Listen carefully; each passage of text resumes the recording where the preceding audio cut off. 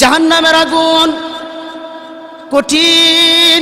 জাহান্নামের আগুন দুনিয়ার আগুনের মতো হবে না।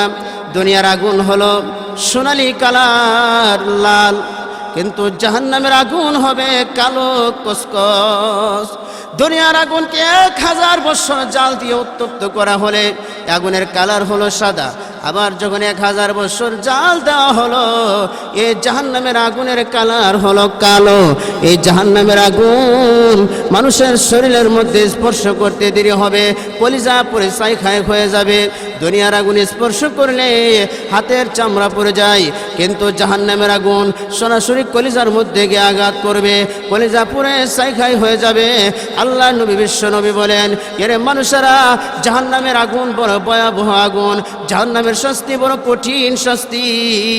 জাহান্নামের আগুনের একটু দোয়া যদি মানুষের নাকের ডগার মধ্যে লাগে, দুনিয়ার জিন্দেগিতে যত আরাম আয়েশ করেছে, দুনিয়ার জিন্দেগিতে যত সুখ শান্তি ভোগ করেছে, জাহান্নামের আগুনের দোয়াটা নাকের ডগায় লাগার সঙ্গে সঙ্গে তার সমস্ত দুনিয়ার সমস্ত সুখ শান্তির কথা ভুলে যাবে। আমার বন্ধুগণ, আর যদি জাহান্নামের আগুনের একটু হিট মানুষের শরীরের মধ্যে লাগে, এই হিট লাগার সঙ্গে সঙ্গে আমাদের যে নিচের টুটটা আছে এই টুটটা লম্বা হইয়া পায়ের পাথার মধ্যে চলে যাবে। আর জাহান্নামের আগুনের হিটটা উপরের টুটের লাগার সঙ্গে সঙ্গে উপরের টুটটা লম্বা হইয়া মাথার উপর দিয়ে গিয়া পায়ের গিরালির মধ্যে পড়ে যাবে। এত ভয়াবহ আগুন। জাহান্নামীরা আল্লাহর কাছে জাহান্নামের ভিতরে থেকে চিৎকার করতে থাকবে, ইয়া মান্নান, ইয়া মান্নান বলে। 1000 বছর চিৎকার করার পরে আল্লাহ রাব্বুল আলামিন ফেরেশতাকে ডাক দিয়া বলবেন, আমার বান্দা কেন চিৎকার করতেছে? তখন বান্দা বলবে, ফেরেশতা বলবে, আল্লাহ জাহান্নাম থেকে মুক্তি চাই, জাহান্নাম থেকে একটু বের হতে চাই। 1000 বছর পরে আল্লাহ জবাব দিবেন যে আমি আজকে আপনাদের সম্মুখে মহাগ্রন্থ আল কোরআন থেকে সূরাতুল মুমিনুনের কয়েকটা আয়াতে কারিমা তেলাওয়াত করেছি। আকা ইনামদার তাজদার মদিনা সরকার দু আলম সৈয়দুল মুরসালিন খাতামান নবিয়্যিন আশরাফুল আম্বিয়া জগর গোসায় আমিনা আমার নবী, আপনার নবী মুহাম্মদুর রাসূলুল্লাহ সাল্লাল্লাহু আলাইহি ওয়াসাল্লামের অসংখ্য অগণিত হাদিস থেকে একখানা হাদিস আপনাদের সামনে পেশ করেছি। মহান আল্লাহ রাব্বুল আলামিনের কাছে বলি, আল্লাহ রাব্বুল আলামিন যেন আমলের নিয়তে কিছু কথা বলার এবং শোনার তৌফিক দান করে। সবাই বলেন ইনশাআল্লাহ। আমার বন্ধুগণ, আল্লাহ রাব্বুল আলামিন সূরা মুমিনুনের শুরুতেই মুমিনের কিছু গুণাগুণ বয়ান করেছেন। তার মধ্যে আমি কয়েকটা গুণ সম্পর্কে আয়াতে কারিমা তেলাওয়াত করেছি। তার মধ্য থেকে দ্বিতীয় নম্বরের গুণটা নিয়ে আজকে আমি আপনাদের সম্মুখে আলোচনা করব ইনশাআল্লাহ। আমার ভাই, আল্লাহ রাব্বুল আলামিন আমাদেরকে দুনিয়াতে পাঠিয়েছেন আল্লাহর ইবাদত বন্দেগী করার জন্য। আল্লাহ কোরআনে বলেন, ওয়ামা খালাকুতুল জিন্না ওয়াল ইনসা ইল্লা লিয়াবুদুন।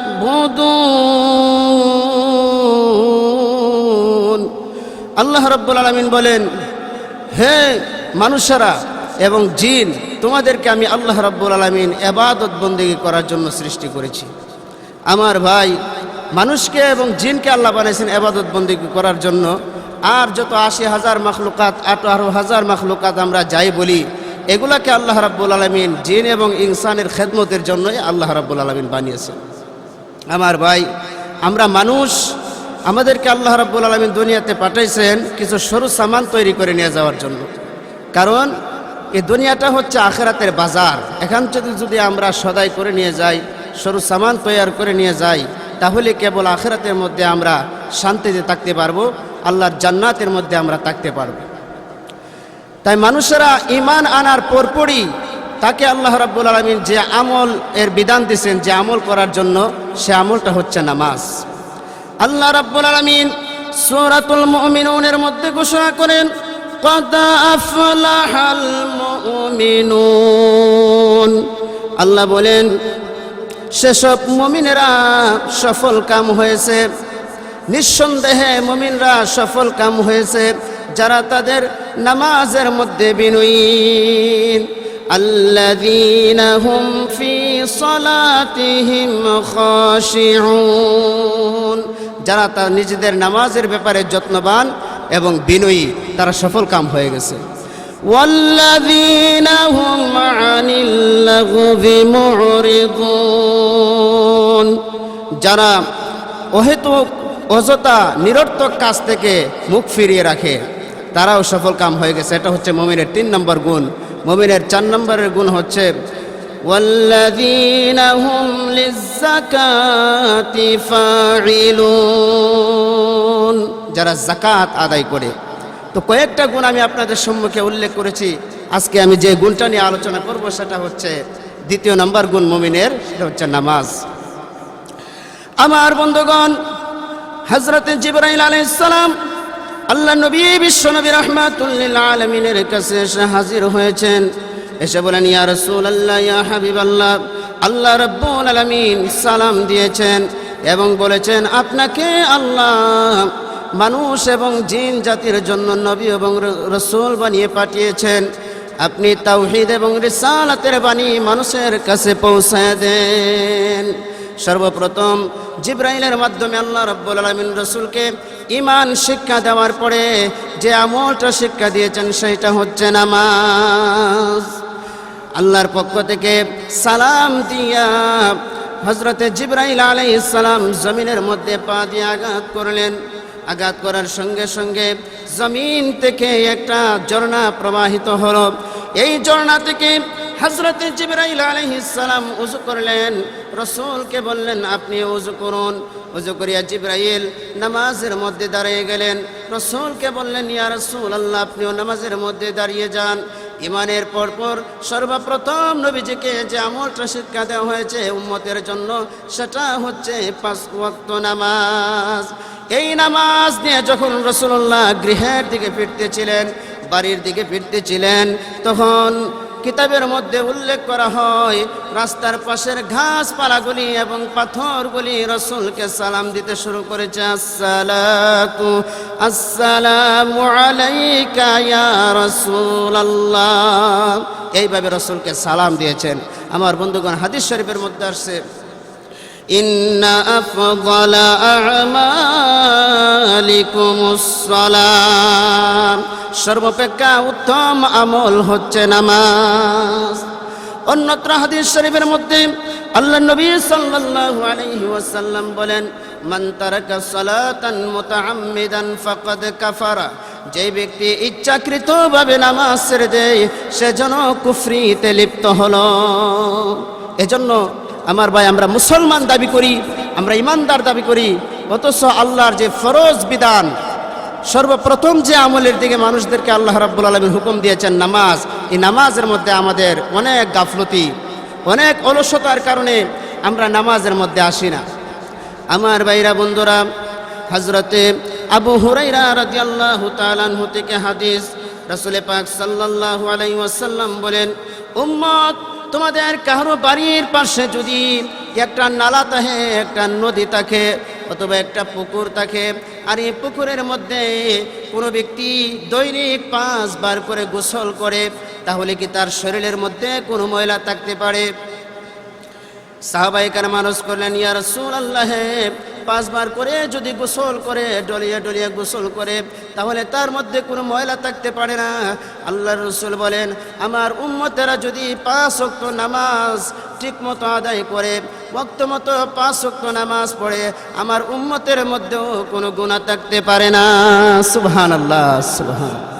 আমার ভাইয়েরা, হযরত আবু যর গিফারি রাদিয়াল্লাহু তাআলা আনহু থেকে হাদিস, নবী করিম সাল্লাল্লাহু আলাইহি সাল্লাম শীতের মৌসুমে ঘরের বাহিরে তাশরিফ আনলেন।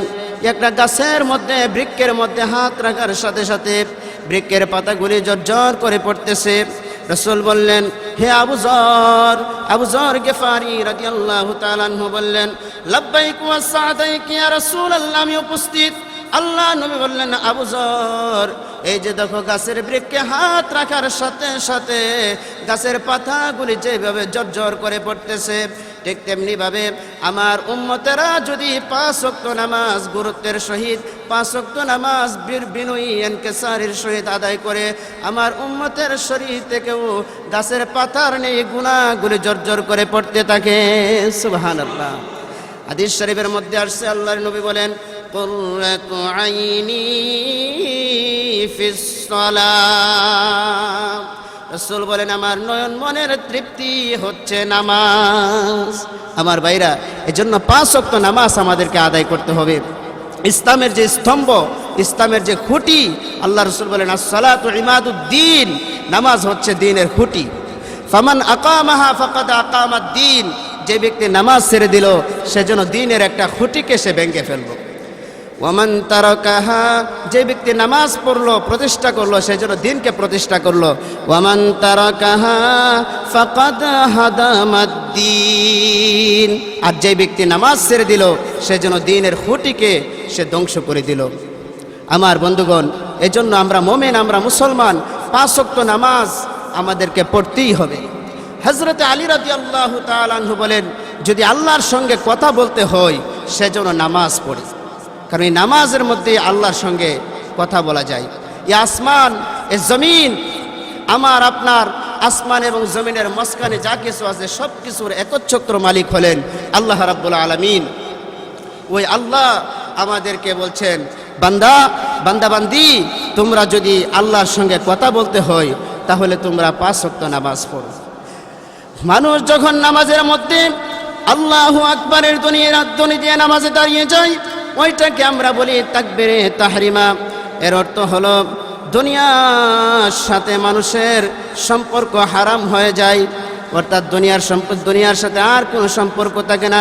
তাকবীরে তাহরিমা বলিয়া যখন আমরা নামাজের মধ্যে দাঁড়িয়ে যাই, নামাজের মধ্যে দাঁড়িয়ে সূরা ফাতিহা পড়তে শুরু করি, এই সূরা ফাতিহার মধ্যে আল্লাহ রাব্বুল আলামিনের সঙ্গে কথাবার্তা শুরু হয়ে যায়। সুবহানাল্লাহ। বান্দা যখন পড়ে আলহামদু, সমস্ত প্রশংসা আল্লাহর পক্ষ থেকে প্রশ্ন করা হয়, মানিল হামদু, এরে বান্দা বান্দি কার প্রশংসা? তখন বান্দা বলে লিল্লাহ, আল্লাহর জন্যে। তখন আল্লাহর পক্ষ থেকে আবার প্রশ্ন হয় মালিল্লাহ, আল্লাহকে? তখন বান্দা বলে রাব্বিল আলামিন, যিনি হচ্ছেন বিশ্ব জগতের প্রতিপালক। আল্লাহর পক্ষ থেকে আবার প্রশ্ন হয় মানির রব্বুল আলামিন, কে বিশ্ব প্রতিপালক? তখন বান্দা বলে আর রহমানির রহিম, আর রহমান, যিনি পরম করুণাময় এবং দয়ালু। তখন আল্লাহ রাব্বুল আলামিনের পক্ষ থেকে আবার প্রশ্ন করা হয় মানির রহমানির রহিম, কে পরম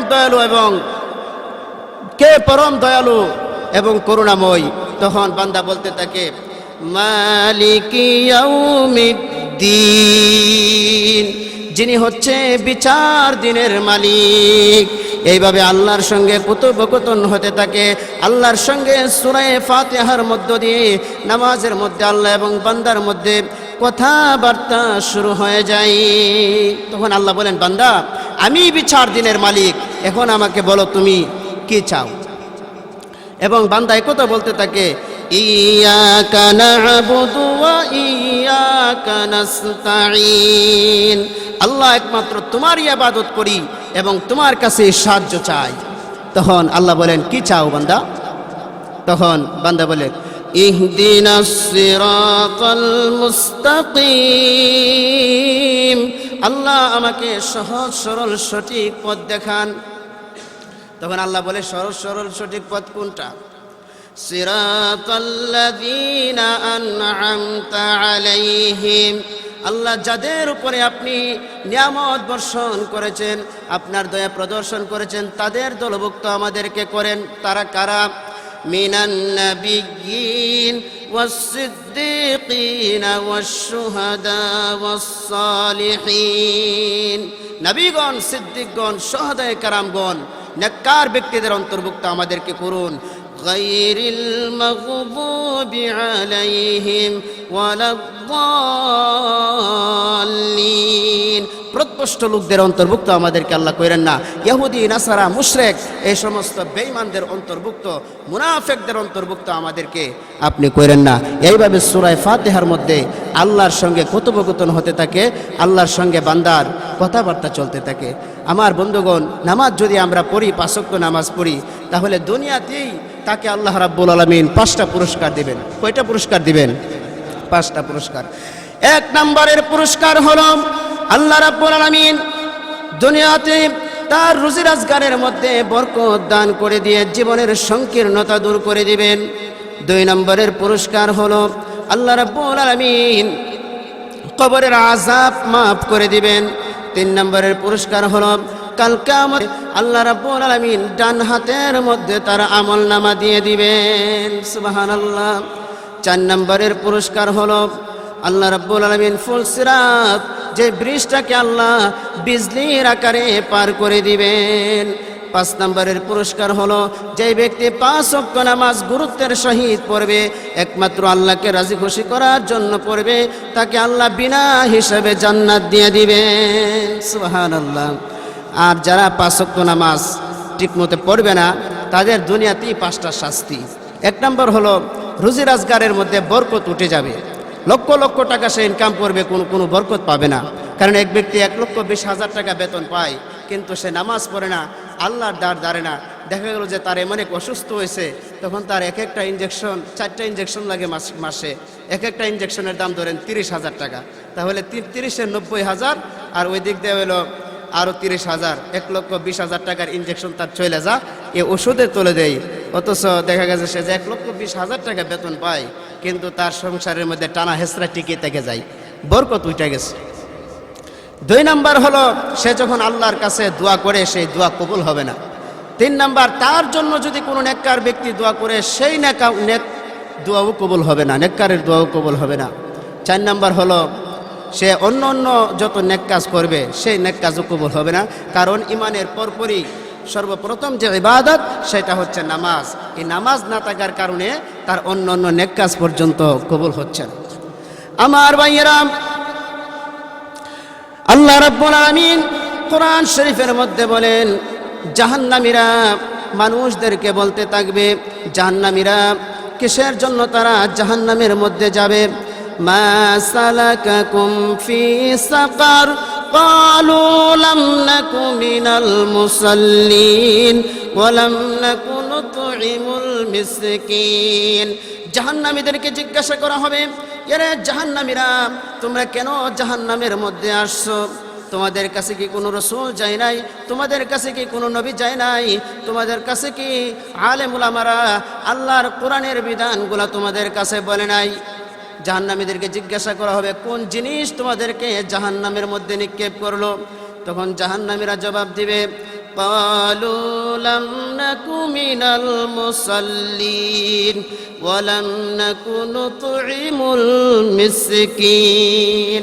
সর্বপ্রথম যে জবাবটা দিবে তারা বলবে, আল্লাহ আমরা নামাজ পড়তাম না, এজন্য আজকে আমাদেরকে জাহান্নামের মধ্যে নিক্ষেপ করা হয়েছে। আমার ভাইরা, আল্লাহ রাব্বুল আলামিন কোরআনে কারীমের অন্যত্র আয়াতের মধ্যে বলেন, ইয়া আইয়ুহাল্লাযীনা আমানুস্তাঈনু বিস-সাবরি ওয়াস-সালাত। হে ঈমানদারেরা, তোমরা আল্লাহর কাছে নামাজ এবং ধৈর্যের মাধ্যমে আল্লাহর কাছে সাহায্য প্রার্থনা করো। সাহাবায়ে কেরাম যখন কোনো অসুবিধার মধ্যে পড়তেন, দুঃখ দুর্দশার মধ্যে পড়তেন, সঙ্গে সঙ্গে জায়নামাজ বিছাইয়া সঙ্গে সঙ্গে তারা নামাজের মধ্যে দাঁড়িয়ে যেতেন। নামাজ পড়ে 2টা হাত আল্লাহর দরবারে তুলে দিতেন। আল্লাহর দরবারে নামাজ পড়ে যখন হাত তুলে দেওয়া হয়, মহান আল্লাহ রাব্বুল আলামিন সেই দোয়াকে ফেরত দেন না। সুবহানাল্লাহ। আর এই নামাজের মাধ্যমে যখন সাহায্য প্রার্থনা করা হয় তখন আল্লাহ রাব্বুল আলামিন সাহায্য করেন। তার একটা উদাহরণ আমি আপনাদেরকে দিচ্ছি এখন। হযরতে যায়েদ ইবনে হারেসা তিনি উনার নিজের একটি ঘটনা তিনি উল্লেখ করেন যে একদিন তায়েফ থেকে উনার গন্তব্যের মধ্যে যাওয়ার পথে একজন গাদাওয়ালা ব্যক্তিকে পাইল। কারণ আগের দিনে তো মানুষ সফর করতো গাদা, ঘোড়া এ সমস্ত বস্তু দিয়েই, এই সমস্ত যন্ত্র দিয়ে মানুষ চলাফেরা করত। তৎকালীন সময়ে গাড়ির কোনো ব্যবস্থা ছিল না। তখন ওই ব্যক্তি সেই গাদাওয়ালার সাথে চুক্তি করলো, যায়েদ ইবনে হারেসা, যে আমাকে আমার গন্তব্যের মধ্যে নিয়ে তুমি পৌঁছায় দিবা, তোমাকে এত দিরহাম আমি দেব। ওই গাদার মালিক সে বলল, আচ্ছা আমি তোমাকে পৌঁছাই দেবো কথা ঠিক, কিন্তু আমার নিজস্ব কিছু কাজ আছে এক জায়গায়, ওই কাজটা সারার পরে তোমাকে আমি তোমার গন্তব্যে পৌঁছায় দেব। এই কথা বলিয়া সে রওনা হলো, এই গাদার পিছনে আরোহণ করলো। তখন ওই গাদার মালিক বলল যে একটা গিরিপথ, এই গিরিপথ দিয়া যদি আমরা ওই জায়গাতে যাই তাহলে আমরা খুব সহজে এই জায়গার মধ্যে পৌঁছতে পারবো, তারপরে তোমাকে আমি তোমার জায়গায় নিয়ে সেটা পৌঁছাই দিয়ে আসবো। এই কথা বলার পরে তিনি রাজি হয়ে গেলেন। আমার ভাইয়েরা, ওই গাদার মালিক যায়েদ ইবনে হারেসাকে নিয়ে একটি জঙ্গলের দিকে চললেন। কিছু দূর যাওয়ার পরে গহীন জঙ্গলের মধ্যে গেলেন।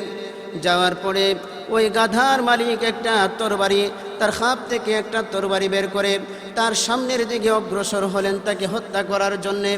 এবং যায়েদ ইবনে হারেসা বলেন, আমি দেখেছি ওই জায়গার মধ্যে আরো মানুষের কঙ্কাল পড়ে আছে। দেখা তিনি ভয় পেয়ে গেছেন, আরো মানুষের কঙ্কাল আছে আর ওই দিক দিয়ে আমাকে হত্যা করার জন্য সে তরবারি নিয়ে এগিয়ে আসছে। তখন যায়েদ ইবনে হারেসা বলেন, আমি তার কাছে 2 রাকাত নামাজের অনুমতি ছিলাম। ভাই, তুমি তো আমাকে হত্যা করেই ফেলাইবা, তো আমাকে 2 রাকাত নামাজের অনুমতি দাও, আমি 2 রাকাত নামাজ পড়ি, তারপরে তুমি আমাকে যা ইচ্ছা তা করতে পারো। এই কথা বলিয়া তখন ওই ডাকাত ব্যক্তি বলতেছে, আচ্ছা নামাজ পড়ো, তোমার মতো অনেকেই পড়ছে কিন্তু কোনো কাজে আসে নাই, তোমার কোনো কাজে আসবে না। হযরতে যায়েদ তিনি নামাজের মধ্যে দাঁড়িয়ে গেলেন। 2 রাকাত নামাজ পড়িয়া দুনিয়া থেকে মুখ ফিরাইয়া আল্লাহর দিকে মুতাওয়াজ্জহ হইয়া তিনি আল্লাহর কাছে দুনিয়া থেকে মুখ ফিরাইয়া মহান আল্লাহর দিকে, মহান আল্লাহ রাব্বুল আলামিনের দিকে মুতাওয়াজ্জহ হইয়া তিনি ডাক দিয়া বললেন, ইয়া আরহামার রাহিমিন, হে দয়াবানদের দয়ালু। এই কথা যখন বলছে তখন হঠাৎ একটা বিকট চিৎকারের আওয়াজ শোনা গেল, লা তাকতুল হাদার রাজুল, এই ব্যক্তিকে হত্যা করো না।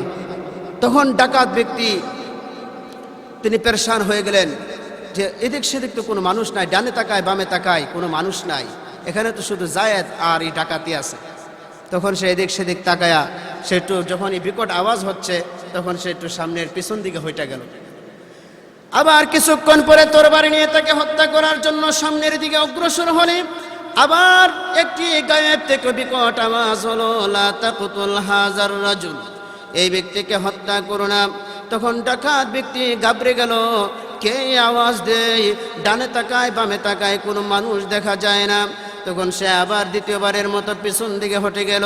আবার যখন তরবারি নিয়ে তাকে হত্যা করার জন্য আসে তখন যায়েদ তিনি করুণ স্বরে আল্লাহকে ডাক দিলেন, ইয়া আরহামার রাহিমিন, হে দয়াবানদের দয়ালু। এইভাবে যখন চিৎকার দিলেন দ্বিতীয়বারও একটি গায়েব থেকে একটি বিকট আওয়াজ হলো, লা তাকতুল হাজার রাজুল, এই ব্যক্তিকে হত্যা করো না। তখন এই ব্যক্তিটি দূরে পিছন দিকে হটতে লাগলেন।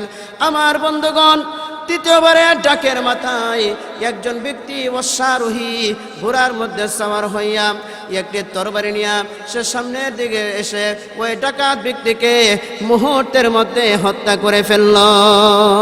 যখন হত্যা করে চলে যায় তখন যায়েদ বললেন, ও কোথাকার মুসাফির, কোথা থেকে আপনি আসলেন, কি আপনার পরিচয়, আপনি কোথা থেকে আসলেন, এতবার একটা খেদমত আপনি করে গেছেন, এই ডাকাতকে আপনি হত্যা করেছেন, আপনি কে?